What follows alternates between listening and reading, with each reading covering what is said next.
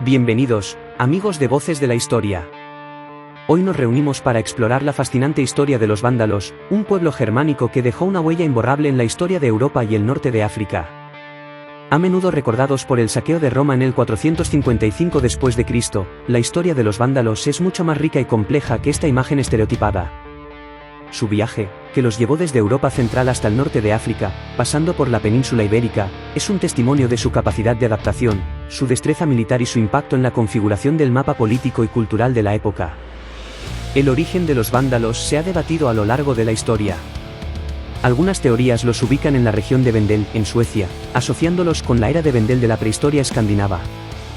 Otros historiadores, sin embargo, sitúan sus raíces en la cultura de Przeworsk, una cultura celto-germánica que se extendía entre los ríos Oder y Vístula, en la actual Polonia.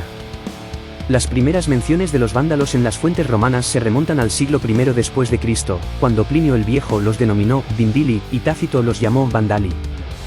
En el siglo II después de Cristo, durante el reinado de Marco Aurelio, las fuentes romanas ya los describían divididos en dos grupos principales, los silingos, asentados en los actuales Suditis, y los asdingos, ubicados más al este, en el valle del Tisou, en la frontera entre las actuales Hungría y Rumanía. A finales del siglo IV y principios del V, el panorama del Barbaricum, el territorio fronterizo del Imperio Romano habitado por pueblos no romanos, sufrió una transformación radical. El avance de los hunos desde las estepas de Asia Central desencadenó un efecto dominó, empujando a diversos pueblos germánicos hacia el oeste en busca de nuevas tierras y seguridad. El 31 de diciembre de 406, un evento crucial marcó el inicio de la migración vándala. Junto a alanos y suevos, cruzaron el limes del Rin, penetrando en el Imperio Romano de Occidente. Este paso se vio facilitado por la debilidad del imperio, sumido en conflictos internos y con sus defensas debilitadas. Al analizar la facilidad con la que estas tribus germánicas atravesaron el Rin, destaca que el usurpador Constantino III, quien se había rebelado en Britania y posteriormente trasladado al continente, estaba más preocupado por consolidar su poder que por la seguridad de las provincias. La incursión del 406 al 409 de los vándalos, alanos y suevos en la Galia dejó un rastro de destrucción a su paso. Testigos del caos como el cronista cristiano Jerónimo, contemporáneo de los hechos, describió la situación en una carta en la que lamentaba la devastación de ciudades como Maguncia, Worms, Reims, Amiens, Arras y Estrasburgo, entre otras. Jerónimo pintó un panorama desolador, marcado por el hambre, la violencia y la pérdida de vidas. En el año 409, los vándalos, alanos y suevos alcanzaron los Pirineos, la frontera natural entre la Galia e Hispania. Tras un breve periodo de espera, aprovecharon un momento de debilidad del usurpador Constantino III y penetraron en la península ibérica. El papel del general Geroncio, mano derecha de Constantino III y encargado de controlar Hispania, ha sido objeto de debate entre los historiadores. Algunos sugieren que pudo haber firmado una paz apresurada con los invasores para centrarse en su rebelión contra Constantino III. Se plantea la posibilidad de que tanto Constantino III como Geroncio adoptaran una postura de inacción frente a la llegada de los pueblos germánicos, ya sea por sus propias dificultades en la Galia o por la imposibilidad de presentar un pacto con invasores ante la sociedad hispano-romana.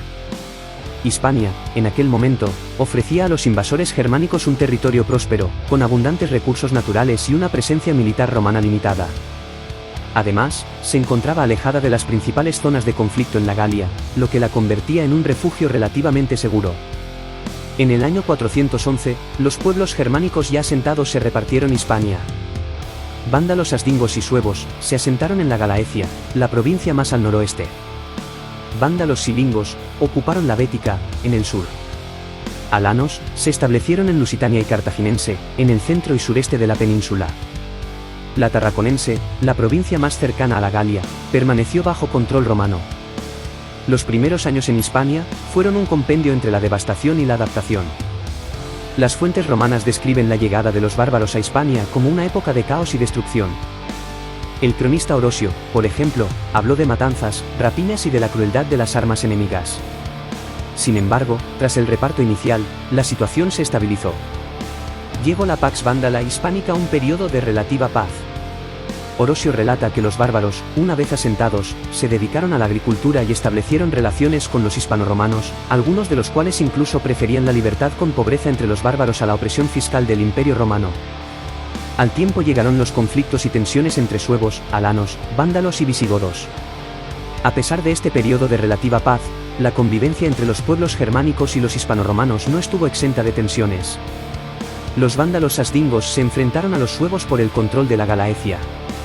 Además, en el año 416, el Imperio Romano, con Flavio Constancio al mando, pactó con los visigodos, asentados en la Galia, para que expulsaran a los bárbaros de la península.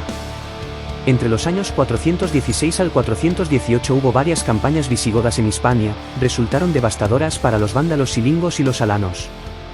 Los silingos fueron derrotados en la Bética y su rey, Fredbal, capturado y ejecutado en Rávena. Los alanos también sufrieron una derrota aplastante, perdiendo a su rey, Adax en batalla.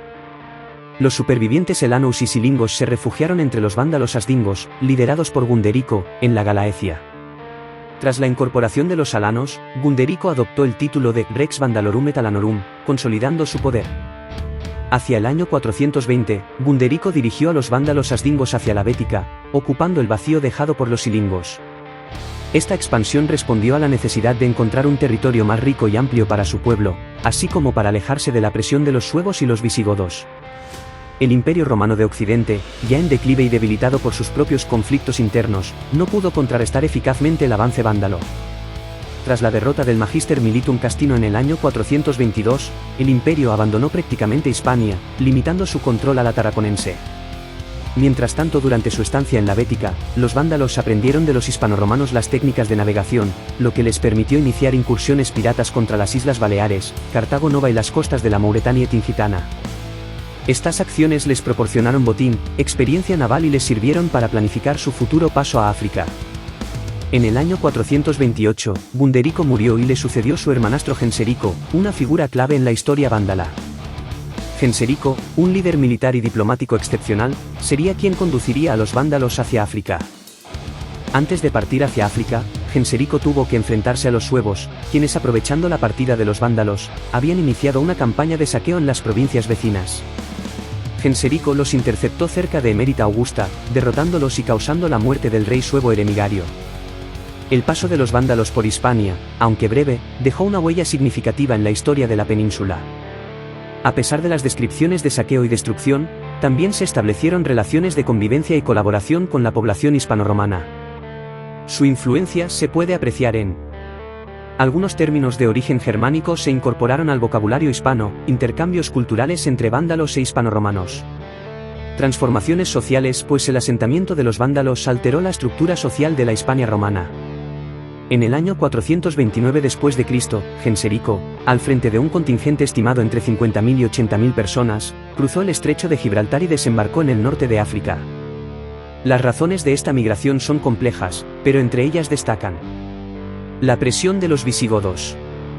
La amenaza visigoda en Hispania continuaba siendo una realidad, y Genserico buscaba un territorio más seguro para su pueblo.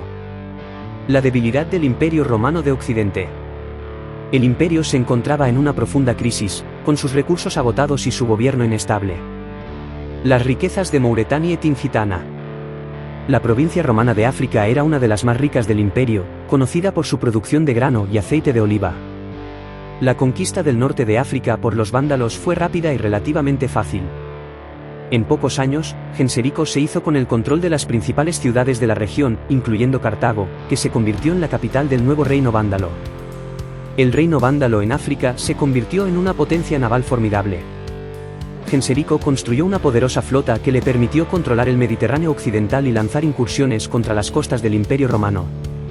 En el año 455 después de Cristo, Genserico lideró una expedición naval contra Roma. La ciudad, indefensa, fue saqueada durante 2 semanas. Este evento, aunque no fue tan destructivo como se ha descrito a menudo, contribuyó a la imagen negativa de los vándalos como bárbaros destructivos. El reino vándalo en África perduró durante casi un siglo, hasta su conquista por el Imperio Bizantino en el año 534 después de Cristo. A pesar de su corta duración, el reino vándalo dejó un legado significativo en la región. Los vándalos, a diferencia de otros pueblos germánicos, mantuvieron su identidad cultural y lingüística en África. La historia de los vándalos es una historia de migración, adaptación y conquista. Su viaje, que los llevó desde Europa central hasta el norte de África, pasando por la península ibérica, es un testimonio de su capacidad de resiliencia y su impacto en la configuración del mapa político y cultural de la época. Si bien es cierto que su nombre se asocia a menudo con la destrucción, es importante recordar que los vándalos también fueron un pueblo que supo adaptarse a nuevas realidades, establecer relaciones con otras culturas y dejar un legado duradero en las regiones que habitaron. La historia de los vándalos, como hemos visto, es mucho más compleja que la simple imagen de saqueadores que la tradición ha perpetuado. Su paso por la península ibérica, aunque marcado por la violencia inicial, también fue un periodo de adaptación, convivencia e intercambio cultural. Es importante analizar su legado con una mirada crítica, reconociendo tanto sus aspectos negativos como sus aportes a la configuración histórica y cultural de la región. Espero que este viaje a través de las nieblas del tiempo les haya permitido conocer mejor a este pueblo fascinante a menudo olvidado. Un relato que nos invita a cuestionar lo que creíamos saber y a seguir explorando los misterios del pasado. No dudes en compartir este vídeo con tus amigos y familiares. Suscríbete al canal para más contenido sobre historia. Deja un comentario con tus opiniones sobre este tema y dinos qué otros episodios de la historia te gustaría que cubriéramos en futuros vídeos y si deseáis que profundicemos más en ciertos temas, extendiendo nuestro contenido sobre ellos. Un saludo y hasta otra aventura de Voces de la Historia.